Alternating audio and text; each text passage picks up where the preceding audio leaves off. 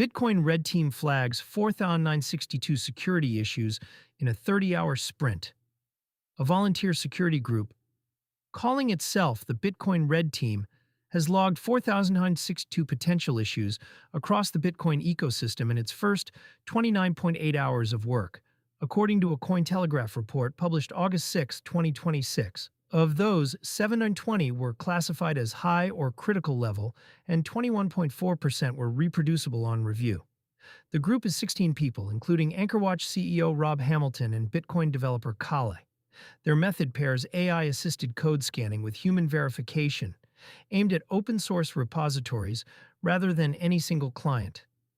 The scope covered 390 projects, which stretches the review well past Bitcoin Core into wallets, libraries, and the smaller tools that hold the ecosystem together. The number that stands out, we're averaging on the order of one critical exploit per hour per person, Kale said. That figure is doing most of the work in the story, and it cuts two ways. On one reading, it says the tooling has caught up. A small group with modern AI review can surface exploit-class bugs faster than manual auditing ever allowed. On the other, it says the codebase everyone depends on is carrying far more unreviewed risk than the many eyes reputation of open source would suggest. Both can be true. A high raw count from an AI pass is expected, which is why the 21.4% reproducible rate and the 720 high or critical tags matter more than the headline 4,962. The cold card breach set the clock. The audit push did not appear out of nowhere.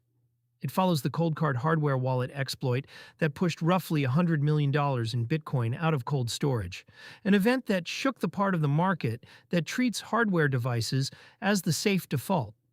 Kale acknowledged the mood directly, noting that people are being bombarded with security issues, and that the ecosystem is in a rough stretch. That context reframes the sprint. This is not a scheduled quarterly review. It is a reaction to a live loss, and the speed reflects urgency more than routine. For anyone holding Bitcoin in self-custody, the takeaway is uncomfortable but useful. The security assumptions baked into hardware wallets and their supporting software are being stress-tested in public, in real time. Raw findings are not confirmed vulnerabilities.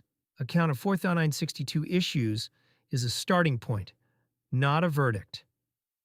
AI review generates false positives, duplicates, and low-severity noise alongside genuine bugs.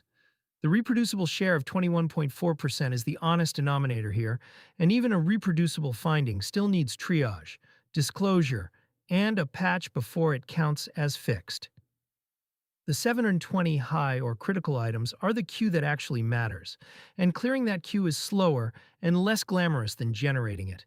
There is also a coordination problem. Findings spread across 390 projects land on hundreds of separate maintainers, many of them unpaid and part-time.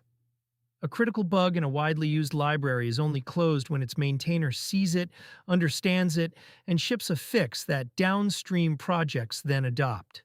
The gap between flagged and resolved is where risk lives, the steady hygiene play for holders. The practical response is not to panic move funds, which is often how people get phished during exactly these windows. The cold card episode already showed that fear-driven transfers out of cold storage create their own attack surface.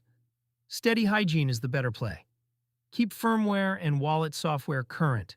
Apply patches only from official sources, and treat urgent Move Your Coins Now messages as suspect by default. For hardware wallet makers, such as Ledger and their competitors, an audit campaign of this scale is a stress test of disclosure processes as much as code. The measure of the red team effort will not be the 4,962 number.